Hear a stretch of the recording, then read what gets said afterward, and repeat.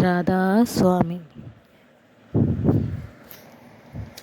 ఈరోజు భజన స్మరణ దాని గురించి పూర్తిగా తెలుసుకుందాము. ఓ మానవుడా, నీవు జీవించి ఉండగానే మరణించనంత వరకు అసలైన ఫలాన్ని ఎలా పొందగలవు? కాబట్టి మరణించడానికి ముందే మరణించి ఈ శరీరం నుండి ప్రయోజనం పొందు. నీవు అనేకసార్లు మరణించావు, కానీ పరదాల్లోనే కప్పబడి ఉన్నావు. ఎందుకంటే నీకు సరైన అర్థంలో మరణించే యుక్తి లభించలేదు. మృత్యువుపై విజయం సాధించడం వీలవుతుంది. శరీరం మరణించిన పిదప జీవితపు అనుభవం పొందడానికి ఒక ఉపాయం ఉన్నది. దాని పద్ధతి, ఆ విధానము నేర్చుకోవచ్చునని సంతు మహాత్ములు వివరిస్తారు. మన శరీరాన్ని మనం కోరుకున్నప్పుడు స్వేచ్ఛతో ఖాళీ చేసి, కోరుకున్నప్పుడు తిరిగి శరీరంలోకి వచ్చే పద్ధతిని సంతు మహాత్ములు నేర్పుతారు. ఆ ఉపాయాన్ని ఆచరించడం వలన, ఆ పద్ధతి ప్రకారం జీవితాన్ని మలుచుకోవడం వలన మన శరీరము మనసుల కవతల ఉన్న జగత్తులో ప్రయాణించగలమని మనం వారి నుంచి నేర్చుకుంటాము. ఈ ఉపాయాన్ని ఆచరించడం వలన మనలో స్పష్టంగా ఆలోచించే శక్తి పెరుగుతుంది, మానసిక శాంతి లభిస్తుంది మరియు ఆత్మికానందం ప్రాప్తిస్తుంది. వారు బోధించిన అభ్యాసంలో పూర్ణత్వం సాధించడం వలన మనకు జనన మరణాల చక్రం నుండి విడుదల కలుగుతుంది. మనకు అమరమైన ఆనందం లభిస్తుంది. సంతు మహాత్ములు తెలియజేస్తారు. సంతు మహాత్ములు అంటారు, మన నుదుటిలో కండ్లకు పైన మూడవ నేత్రంలో ఆత్మ మనసుల ముడివేయబడి ఉన్నది.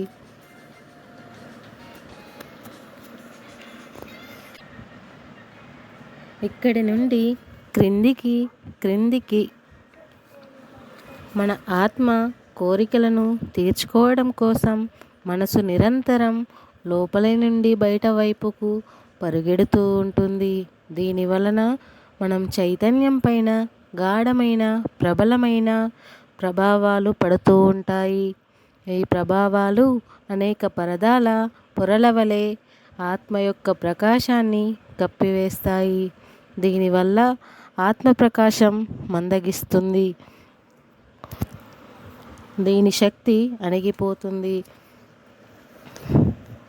మనసు యొక్క సాంగత్యం కారణంగా ఆత్మ ప్రకాశం మసకబారిపోయినప్పుడు ప్రాపంచిక రూపాలు, పదార్థాలు శాశ్వతమైనవిగా అనిపించనారంభించి మనం వీటిని నిజమైన సుఖాన్నిచ్చే సాధనాలుగా భావించనారంభిస్తాము. మనం అసత్యాన్ని సత్యమని భావించే భ్రమకు గురై ప్రాపంచిక రూపాలు, పదార్థాలు, సంఘటనల వల్ల లభించే సుఖం నిజానికి కృత్రిమమైనది, క్షణభంగురమైనది అని తెలుసుకోలేకపోతాము. మనం నశ్వరమైన ప్రపంచంలోని ఏ వస్తువుల వెనక సుఖాన్వేషణలో పరిగెడుతూ ఉన్నామో వాటి నుండి నిజానికి నిరాశ, దుఃఖాలే లభిస్తాయని, దానితో పాటుగా మనం కర్మల భారం పెరుగుతూ ఉంటుందనేది మనం మరచిపోతాము. మనం ఇంద్రియాలకు వశమై భౌతిక మండలంలో పదే పదే మన పునర్జన్మనకు కారణమనే కర్మలను చేస్తూ ఉంటాము. అజ్ఞానం కారణంగా మన ధ్యాస పదే పదే మనకు వేటిపైనైతే మోహం ఉన్నదో ఆ వస్తువులపైకి మల్లుతుంది. ఎందుకంటే మన సుఖ దుఃఖాలు వీటిలోనే ఉన్నాయి మనం భావిస్తాము. ఈ విధంగా వాస్తవాన్ని గురించిన జ్ఞానం లేక మనం భ్రమకు గురై మన చైతన్యపు మూలాలు క్రింది మండలాల్లో మరింత లోతుగా చొచ్చుకుపోయేటటువంటి కర్మలను చేస్తాము. దీని వలన మనసు యొక్క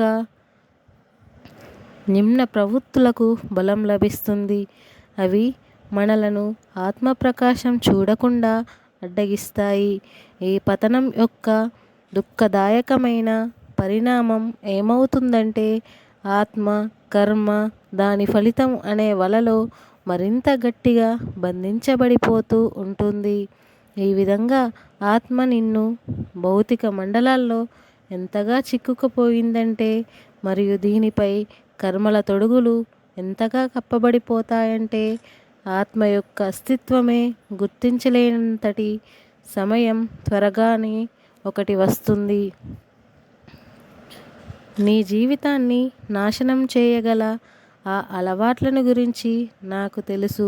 ఇప్పుడు కూడా అవి నీకు పదే పదే ఆహ్వానం పలుకుతూ ఉన్నాయి.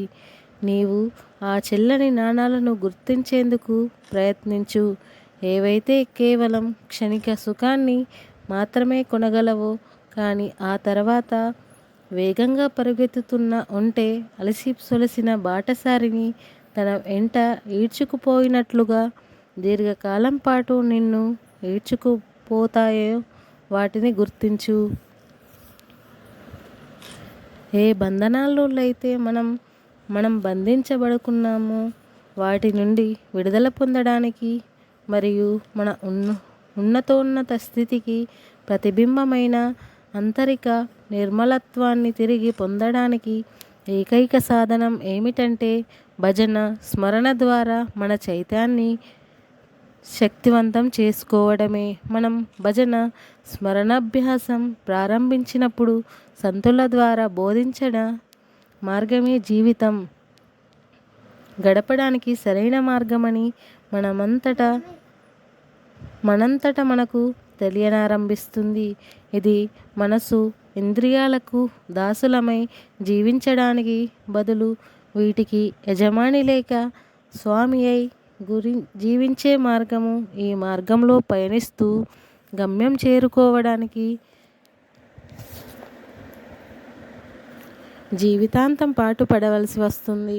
మనం ఈ మార్గంలో పురోగమించే కొలది భజన, స్మరణ ద్వారా మనసు బాగా స్థిరమవుతున్న కొలది ఆత్మ శక్తివంతమవుతూ ఉన్నదని మరియు మనసు యొక్క చంచలమైన అదుపులేని దుఃఖదాయకమైన ప్రవృత్తులు బలహీనపడుతున్నాయని మనకు తెలియనారంభిస్తుంది. మనం ఈ విధంగా నిశ్చింతులమైపోతున్నాము. కోరికల ప్రభావం తగ్గిపోతూ ఉంది మరియు మనం మన లోపల అధిక సంతృప్తిని అనుభవించనారంభిస్తాము. ఆత్మ మనసు మీద అదుపు సాగిస్తున్న కొలది భజన, స్మరణ ప్రభావం పెరిగి గాఢంగాను దృఢంగాను అవుతున్నట్లనిపిస్తుంది. ఆత్మబలం పెరిగిపోతూ ఉంటుంది. అప్పుడిక మనం